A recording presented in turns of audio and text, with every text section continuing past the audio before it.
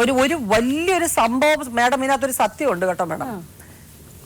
ഈ ഒരു 10 വർഷം വളരെ നന്നായിട്ട് ജീവിച്ചിരുന്ന ഒരു മനുഷ്യരാണ്. യാതൊരു ദുശീലങ്ങളോ ഒരു കുഴപ്പങ്ങളോ ഇല്ലാതെ സന്തോഷമായിട്ട് ജീവിച്ചിരുന്നു. ദേഹോപദ്രം ചെയ്ത മനുഷ്യനല്ല, കഠിനാധ്വാനിയാണ്. ലീഗലായിട്ട് വിവാഹം ചെയ്തിട്ടില്ലെങ്കിൽ പോലും അതിനേക്കാൾ വലിയ ഉത്തരവാദിത്തമായിട്ട് നോക്കിയിരുന്ന മനുഷ്യനാണ്. പക്ഷെ ഒരു കാരണം കിട്ടിക്കഴിഞ്ഞപ്പോൾ ഇവര് അത് ഒട്ടും ക്ഷമിക്കാൻ തയ്യാറാവാതെ നിരന്തരമായി ഇദ്ദേഹത്തെ ശല്യം ചെയ്തിരുന്നു എന്നുള്ളത് ഒരു വലിയ സത്യമാണ്. അത് അവരുടെ ഭാഗത്ത് എത്ര ന്യായമുണ്ടെങ്കിലും അല്ല, അത് മാഡം പറയുന്നത് ശരിയല്ല. അവരൊരു ഭാര്യയാണ്.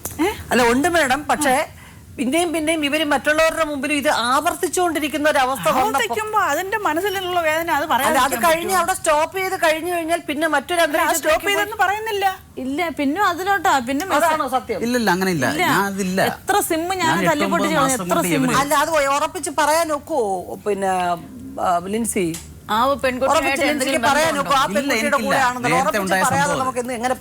നേരത്തെ ഉണ്ടായ സംഭവം അത് വീണ്ടും ഞാനിപ്പോ അങ്ങോട്ടും ഇങ്ങോട്ടും ഒരാഴ്ച 2 ആഴ്ച മാറി നിന്ന് പണിയെടുക്കുമ്പോഴത്തേന് ഇവരെന്നെ കണ്ടില്ലെങ്കിൽ പറയുന്ന മൊത്തം ഇതാണ്. ആ പെൺകുട്ടി ഇപ്പൊ എവിടെ? അതിനെ കുറിച്ച് എനിക്കറിയില്ല. അത് വിളിക്കാറുണ്ടോ? ഇല്ല, വിളിക്കാറില്ല. ഒരു കൊച്ചു കുഞ്ഞ് നമ്മളെ സംബന്ധിച്ച്, നിങ്ങൾ ആ കുട്ടിയുടെ ഒരു അച്ഛന്റെ സ്ഥാനത്തുള്ള പ്രായമുള്ള ഒരു മനുഷ്യൻ നിങ്ങളുടെ ഭാഗത്തുനിന്ന് വന്ന് ഒരിക്കലും മാപ്പ് തരാൻ പറ്റാത്ത വലിയൊരു വയസ്സുണ്ട്. വലിയൊരു തെറ്റാണ്. 35 വയസ്സായതേ. ഇപ്പോഴോ? അന്ന് എത്ര വയസ്സുണ്ട് ആ പെൺകുട്ടിയായിട്ട് അടുപ്പാകുമ്പോഴ്? 33 വയസ്സേ ഉള്ളു. ആ കൊച്ചിന് എത്ര വയസ്സുണ്ട്? 21-20 വയസ്സാണ്ടോന്നു. നിങ്ങൾക്ക് ഭാര്യ മോനും ഉള്ള ഒരാളല്ലയോ?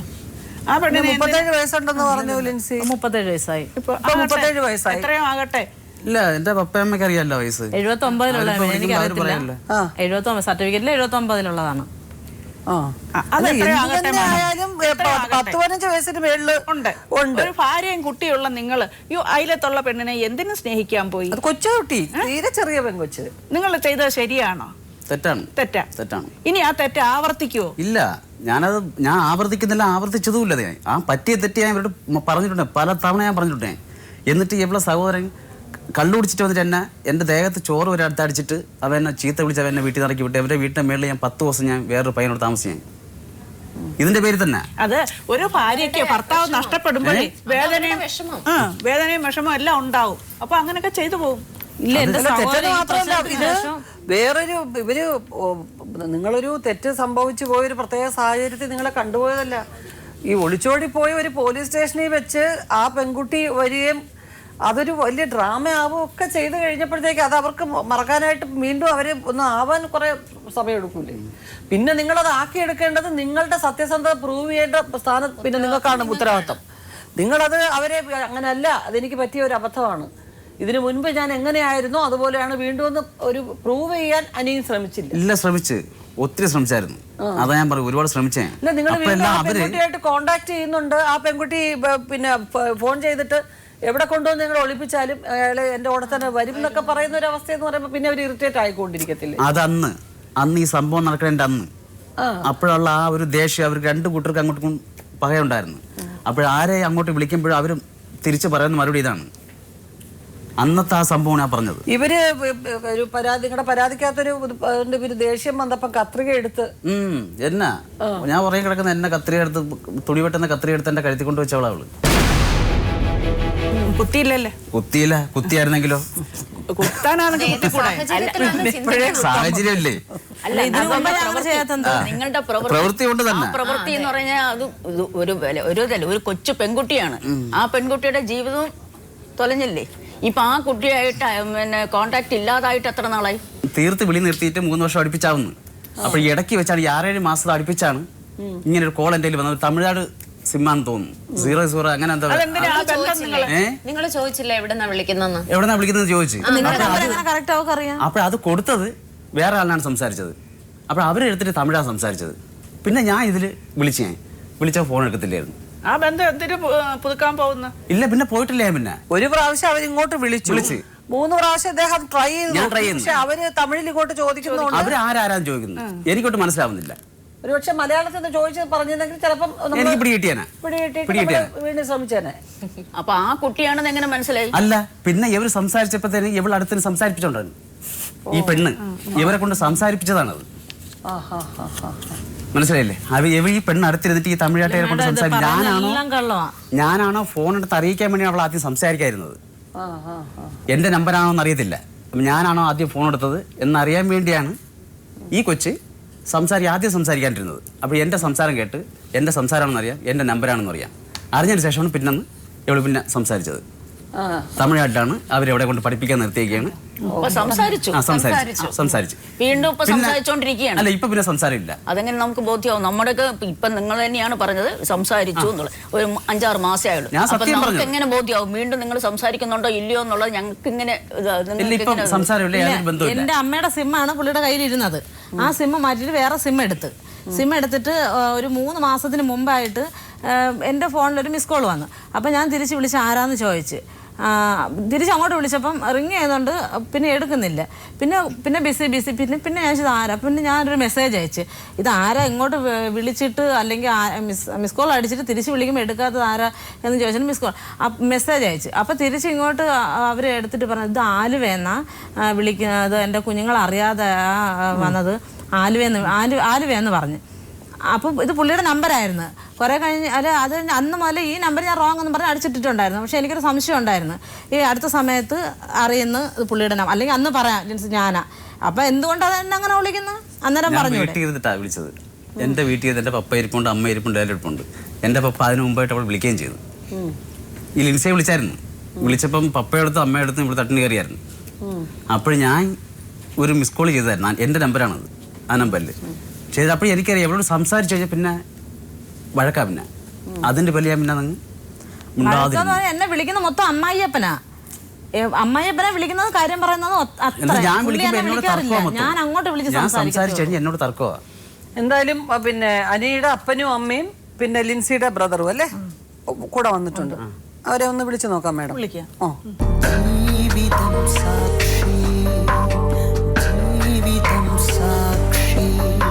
അലക്സാണ്ടർ പേര്.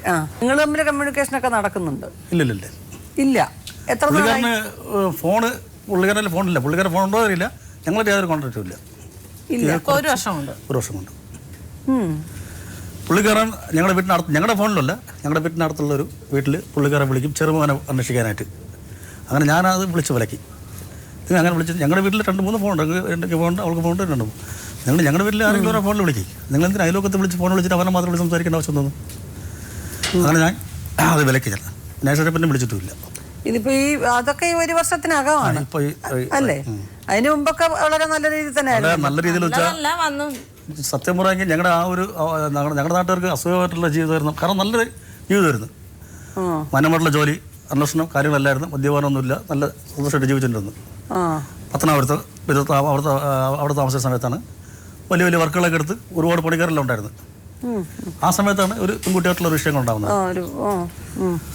അങ്ങനെ അത് ഞാനാണ് ആദ്യം എനിക്ക് സംശയാസ്പദമായിട്ട് ഞാൻ എൻ്റെ പക്കടുത്ത് പറഞ്ഞു, ലെൻസി നീ ശ്രദ്ധിക്കുക. കാരണം ഞങ്ങൾ ആ കുട്ടി എടുത്തു നടന്ന കുട്ടിയാണ്, കൊച്ചുകുട്ടി. അലക്ഷൻ അങ്ങനെ തോന്നാൻ കാര്യം എന്താ? അതിനകത്ത് കുഴപ്പമുണ്ടെന്ന് അല്ല, എനിക്ക് പുള്ളിക്കാരൻ്റെ ഫോൺ, പിന്നെ ഫോൺ നിസ്സാരമായിട്ട് കണ്ടിരുന്ന ഫോണ്, പിന്നെ പുള്ളിക്കാരൻ എപ്പോഴും ബിസി, വിളിക്കുമ്പോഴൊക്കെ ബിസി, പിന്നെ രാത്രി ഹെഡ്സെറ്റ് വെച്ച് മണിക്കൂറുള്ള സംസാരം, അപ്പോൾ സൈലൻറ്റ്. പിന്നെ എനിക്ക് ശ്രദ്ധിച്ചപ്പോഴും എനിക്ക് തോന്നി എനിക്കത് അപ്പോൾ ഞാൻ എനിക്ക് ഈ ബാമ്പു കട്ടിൻ്റെ വർക്കാണ്. ഞാൻ അവിടെ ഒരു വർക്ക് സൈറ്റ് ഉണ്ടായിരുന്നു. അപ്പോൾ വർക്കിന് വരുന്നവരും ഇതേപോലെ എൻ്റെ ഇതിനോട് പേമാരുടെ ഈ ഫില്ല് ചെയ്ത് ശ്രദ്ധിച്ചാണ് അവനെ ഇവരോട് മാറ്റണമല്ലോ എന്ന് പറഞ്ഞു. അങ്ങനെ ശ്രദ്ധിച്ച് ഞാൻ ഇവരോട് പറഞ്ഞ് അയാൾ അനിയനോട് പറഞ്ഞു. അപ്പോൾ അവരത് വീട്ടിൽ പറഞ്ഞ് ഭയങ്കര പ്രശ്നമായി. ഇവൾ എന്നെ ഒത്തിരി വഴക്ക് പറഞ്ഞു. അങ്ങനെ പറയരുത്, കൊച്ചുകുട്ടിയെ പറ്റിയാണ് സംസാരിക്കുകയെന്ന് പറഞ്ഞു. അങ്ങനെ ഞാൻ അവിടുന്ന് അതിനടുത്ത് തന്നെ ഞാനൊരു വണ്ടി ഓടിച്ചിട്ടിരിക്കുകയാണ് ഒരു വീട്ടിൽ. ആ സമയത്ത് ഇവൾ കരഞ്ഞ് വിളിച്ചെൻ്റെ ഫോണിൽ സംസാരിക്കുകയാണ്.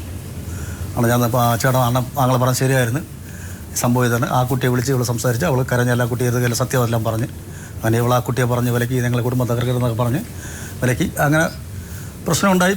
അത് കഴിഞ്ഞാൽ ഇവർ ഒളിച്ചു പോണത്. ഇവർ 2 പേരായിട്ട് പോയി. അവിടുന്ന് പോയി പിന്നെ ഒരു 10-12 ദിവസം വരെ അല്ലേ കാണാനില്ലായിരുന്നു. ഞങ്ങളൊക്കെ അന്വേഷിച്ച് ഇങ്ങനെ പല സ്റ്റേഷനിലൊക്കെ പരാതിപ്പെട്ട്, പത്തനാട് സ്റ്റേഷനിൽ ഒക്കെ പരാതിപ്പെട്ട് ഇതിന് അദ്ദേഹത്തിൻ്റെ അച്ഛൻ തന്നെ കണ്ടുപിടിച്ച് കുളത്തുപുഴ സ്റ്റേഷനിൽ ഏൽപ്പിക്കുകയാണ് ചെയ്തത്. അവിടെ നിന്ന് അവർ തല്ലിയൊന്നും അറിയില്ല.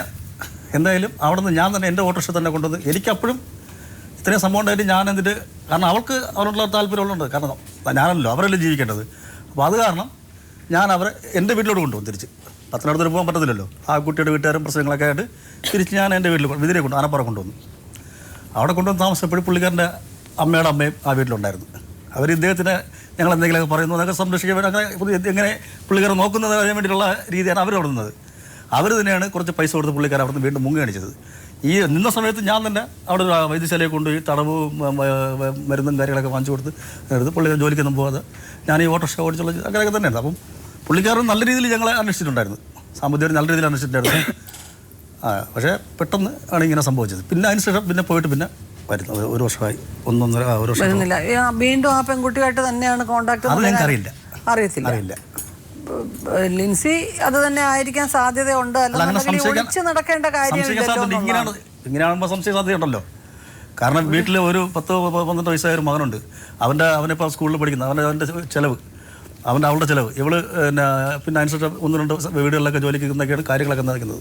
ഞാനും സുഖമില്ലാത്ത വ്യക്തിയാണ്. ഞാൻ ഓട്ടോറിക്ഷ ജീവിച്ച് എനിക്ക് 3 പിള്ളേരാണ്. ഭാര്യ സുഖമില്ലാത്തതാണ്, ഹാർട്ട് പേഷ്യൻ്റാണ്. അപ്പോൾ ഇപ്പം എൻ്റെ ശേഷം 4 പിള്ളേരും എൻ്റെ ഭാര്യ ഒക്കെ ആയിട്ട് ഞങ്ങൾ ഒരു കുടുംബത്തിന് താമസിക്കുന്നത്. അപ്പോൾ ഇതെല്ലാം ചിലവ് ഇപ്പം ഞാനാണ് ചെയ്യുന്നത്. അവളെ കൊണ്ട് കഴിയുന്നത് ചെയ്യുന്നുണ്ട്. നിങ്ങൾ ലോകവിവരവും ഇതുമൊക്കെ നിങ്ങളെടുത്ത് കൊണ്ട് നടന്നിരുന്നൊരു പെൺകുട്ടിയെ നിങ്ങൾക്കകത്തൊരു എന്താ പറയുന്നത്, ഒരു വില്ലൻ പുറത്തു വന്നു. ശരി, അങ്ങനെ ഒരു അബദ്ധം സംഭവിച്ചു, അത് പ്രശ്നമായി, ഒക്കെ ആയി. അവിടം കൊണ്ട് അത് സ്റ്റോപ്പ് ചെയ്തിട്ട് നിങ്ങളുടെ കുടുംബത്തെ താമസിച്ചിരുന്നെങ്കിൽ ഇതിവിടം വരെ ഇത് എത്തിക്കേണ്ട യാതൊരു കാര്യം ഉണ്ടായിരുന്നില്ലല്ലോ, അല്ലേ? നിങ്ങളിങ്ങനെ ഇത് മാറി ഇവരൊരു ഭാഗത്ത് ജോലി ചെയ്യുന്നു, ആ കൊച്ച് വേറൊരു സ്ഥലത്ത് പഠിക്കുന്നു, നിങ്ങൾ വേറെ എവിടെയോ നിൽക്കുന്നു. ഒരാവശ്യമില്ല ഇതിനേക്കാൾ അച്ഛനും അമ്മയ്ക്കും വളരെ വൃദ്ധരായിട്ടുള്ളവരും അസുഖമുള്ളവരും അങ്ങനെയൊക്കെയുള്ള പ്രാരബ്ധങ്ങളുള്ളവരൊക്കെ ഒരു കുടുംബത്തിൽ താമസിക്കുന്നില്ലേ, അഡ്ജസ്റ്റ് ചെയ്ത് അങ്ങോട്ടോ ഇങ്ങോട്ടോ ജോലിക്കും കാര്യങ്ങൾക്കൊക്കെ പോവും. ചെറിയ വഴക്കും ഒക്കെ കാണും.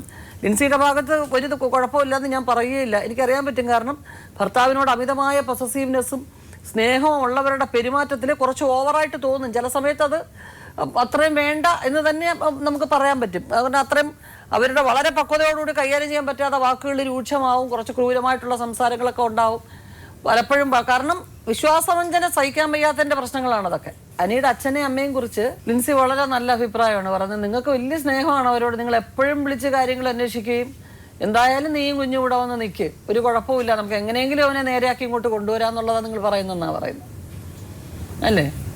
അപ്പോൾ ഇപ്പം ഇദ്ദേഹം സത്യസന്ധമായിട്ട് പറയണം, ഇദ്ദേഹം നിങ്ങളുടെ കൂടെ തന്നെയാണോ താമസിക്കുന്നത്? എനിക്ക് ഈ കഴിഞ്ഞ ഒരു വർഷം കഴിയുന്നു മെയ് മാസത്തിലാണ് എനിക്ക് അസുഖം ഉണ്ടാകുന്നത്.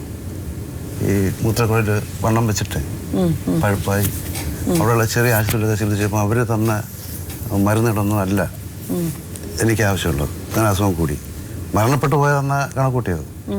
അങ്ങനെ മോനെ അറിയിപ്പിച്ച് അതിനോട് വന്ന് കണ്ണൂരിൽ നിന്ന് എന്നെ ഇവിടെ മെഡിക്കലിൽ കൊണ്ടുവന്നു. അപ്പോൾ ആ സുഖാല കിടന്ന് ഞാൻ വീണ്ടും എൻ്റെ മകളെ വിളിക്കുക. കാര്യം ഞാൻ കാര്യമില്ലല്ലോ, ഒരു മോളുള്ളത് നേരത്തെ മരണപ്പെട്ടു പോയി. ആ സ്ഥാനത്താണ് എൻ്റെ ഈ മരുമകളെ ഞാൻ കണ്ടത്. അതെ, അവരത് പറയുന്നുണ്ടല്ലോ. പക്ഷെ ആ ദയ പോലും എൻ്റെ കുടുംബത്തോട് എൻ്റെ മരുമകളെ കാണിച്ചിട്ടില്ല. എന്താണ് കാണിക്കാത്തത്? ഈ കൊച്ചല്ലേ ഞങ്ങൾക്ക് വേണ്ടി സഹായിക്കേണ്ടത്. എൻ്റെ അമ്മയമ്മയുടെ കിടന്ന് ഞാനാ കൂട്ട് ഉണർന്നി. അപ്പം അടുത്ത് കിടക്കുന്ന എനിക്ക് മോളാണോ മരുമോൾ, ഞാൻ മരുമോളാ എന്ന് പറയാം. അപ്പോഴും അയ്യോ ഇന്നത്തെ കാലത്ത് ഇങ്ങനെയുള്ള മരുമോളാ. ഞാൻ ഉറക്കമില്ലാതെ ഞാൻ എൻ്റെ അമ്മയപ്പനെ നോക്കിയിട്ടുള്ളത്. അല്ലെങ്കിൽ അവർ പറയട്ടെ. നിങ്ങൾ പറയുന്ന ന്യായം എനിക്ക് മനസ്സിലാവുന്നില്ല. മക്കളെ നീ വീട്ടു ജോലിക്കൊന്നും പോകണ്ട. പിന്നെ ആര് കൊടുക്കും? ഞങ്ങൾ അന്വേഷിച്ച് കൊടുക്കാം. ഞാൻ പറഞ്ഞ കണ്ണൂർ പോവാ, ഇവൻ എവിടെയെങ്കിലും ഞാൻ കൊണ്ടുതരാം. ആദ്യം ഇവനാണെങ്കിൽ പോയപ്പോഴും ഞാനാ പിടിച്ചു കൊടുത്തത്. സ്വന്തം മകനെ കൊളത്തൂർ സ്റ്റേഷനിൽ ആദ്യം പിടിച്ചു കൊടുക്കുന്നത് ഞാനാ. അല്ല, അത് എവിടെ ഉണ്ടെന്ന് പോലും കൃത്യമായിട്ട് അറിയാൻ പറ്റാതെ എവിടുന്ന് പിടിച്ചു കൊടുക്കും? അതെ, അതാണ് ഞാൻ ദൈവത്തിന് സങ്കടപ്പെട്ടു. എന്റെ കണ്ണുമ്പ് കൊണ്ടു തന്നു. 8 ദിവസം ഇവരാരുമില്ലാതെ എൻ്റെ മരുമകള് എൻ്റെ ഭാര്യയും കൂടെ ചേർന്ന് എനിക്ക് 135 രൂപ തന്നയക്കുന്നു. 8ന്റെ അമ്മയാണ് ഞാൻ പിടിക്കുന്നത്. ഈ 135 കൊണ്ടാണ് ഞാൻ മകനെ ആരുമായിട്ടാണ് പിടിച്ചത്? ഒരു പെൺകുട്ടിയായിട്ട് പോയിട്ടില്ലേ? അതെ, എന്നിട്ടും ആരെയും ആശ്രയിക്കാതെ ഞാൻ നടന്ന് വിഷമിക്കുക. അപ്പം അറിയുന്ന സ്ഥലത്തെല്ലാം ചോദിക്കുന്നുണ്ട്, എനിക്ക് പരിചയമുള്ളവരെല്ലാം അന്വേഷിക്കുന്നുണ്ട് ഞാൻ. അപ്പോൾ 8ന്റെ അന്ന് ഒറോട്ടെ ഞങ്ങൾ തിരക്കി നടക്കുമ്പോൾ ഒരു ഇടവഴി ഇറങ്ങി വരുന്നതാണ് ഞാൻ കാണുന്നത്. അപ്പോഴേ വീട്ട് കുളത്തൂർ സ്റ്റേഷനിൽ കൊണ്ട് ഹാജരാക്കി. അതെല്ലാം ഇവർക്ക് വേണ്ടിയായിരുന്നു.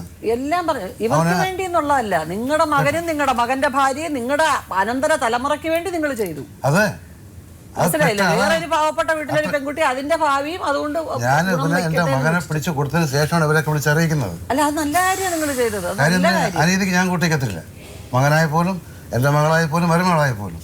അല്ല, ഇപ്പോ അവര് നിങ്ങളെ സഹായിക്കേണ്ട അവർക്ക് മനസ്സുണ്ട്.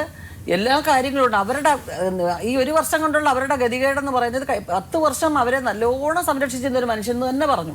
അയാളെക്കുറിച്ച് വേറെ ഒരു മോശം അഭിപ്രായം അവർക്കില്ല. അയാളെ ഉപേക്ഷിക്കാനോ അയാളെ വേണ്ടെന്ന് പറയാനോ അല്ല ആ പെൺകുട്ടി ഇവിടെ വന്നത്.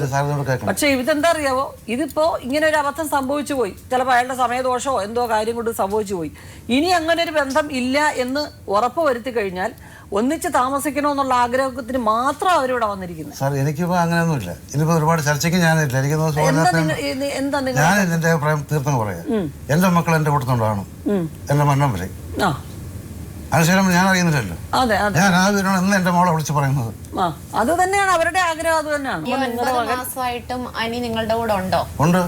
അത് കണ്ണൂർ തന്നെ ചെന്ന് അന്വേഷിക്കുമ്പോൾ മനസ്സിലാവും. അത് ഇവരെ വിളിച്ച് പറഞ്ഞായിരുന്നു. ഞാൻ പറഞ്ഞു എത്ര ഞാൻ മൊബൈല് മകളുടെ ഫോണെടുത്ത് ചോദിക്കാൻ ഉണ്ട് അടയാളങ്ങള്.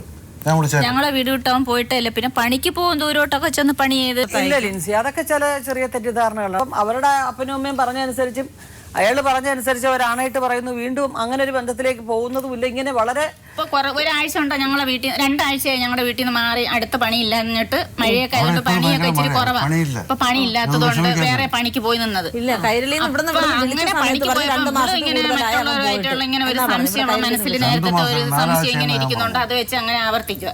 അപ്പൊ ഞങ്ങൾ പറഞ്ഞ് നേരത്തെ ഞങ്ങൾ വിളിച്ചു. ഈ സ്കൂൾ തുറന്നപ്പോൾ മോനെയും കൊണ്ടിഞ്ഞ് വാന്ന് പറഞ്ഞപ്പോൾ സ്കൂൾ അടച്ചിട്ട് സ്കൂൾ തുറക്കുമ്പോൾ കൊണ്ടുവരാന്ന് പറഞ്ഞപ്പോൾ ഞാൻ പറഞ്ഞു ഞങ്ങൾ രണ്ടുപേരും കൂടെ കൂട്ടാൻ ചെല്ലാന്ന് പറഞ്ഞു അവളെ വിളിക്കാൻ. ഇപ്പൊ പറഞ്ഞു നിങ്ങൾ രണ്ടുപേരും വരണ്ടെന്ന് പറഞ്ഞു. അങ്ങനെയല്ലേ പറഞ്ഞത്? അത് എന്തായാലും അനി വിളിക്കണം. വിളിച്ച് അവൻ വിളിച്ച് പറഞ്ഞു. അവൻ പറഞ്ഞു അപ്പനും അമ്മയും വരും, നീ മോനെയും കൊണ്ട് അവരുടെ കൂടെ വാന്ന് പറഞ്ഞു.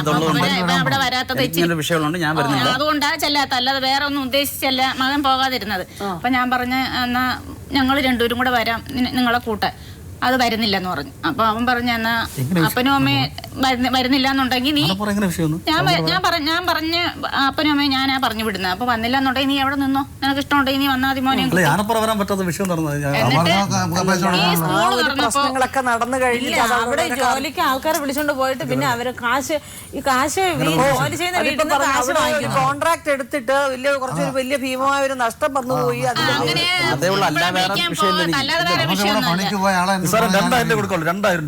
അപ്പൊ ഞാൻ ചോദിച്ചു 1 വർഷം 2000 കൊടുക്കാനുള്ളവർക്ക് കൊടുത്ത് തീർത്തിട്ട് ഒരാഴ്ചത്തെ പണിക്ക് പോലും വരില്ല 2000 കൊടുക്കാൻ. എന്നിട്ട് ഈ സുഖമില്ലാതെ അവരെ വീട്ടില് ഒരു 6 മാസം വരെ ഞങ്ങൾ അവരുടെ വീട്ടിൽ നിന്ന് പിന്നെ പണിയെടുത്ത് അവരുടെ വീടും ചെലവും കഴിഞ്ഞ് അന്വേഷിച്ചോണ്ടിരിക്കുവായിരുന്നു. 3 പിള്ളേർക്ക് കൊടുക്കാണ്ട്. എത്ര രൂപയുണ്ട്?